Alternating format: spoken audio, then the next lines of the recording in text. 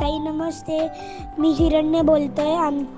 आमच्या खिडकीत कावळ्याने घरटं बांधलेलं, तिथे कावळ्याचं अंड आणि कावळ्याच्या पिल्लाचा फोटो आणि कावळ्याला त्याची आई भरवताना दाखवत आहे, कारण आपण ते शिकलो आहे ना. कृष्णाच्या अंड्याचे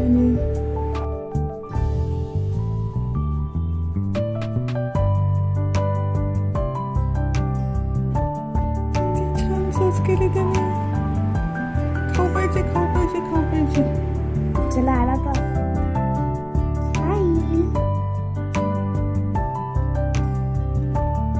आई तिला बसू दे. चल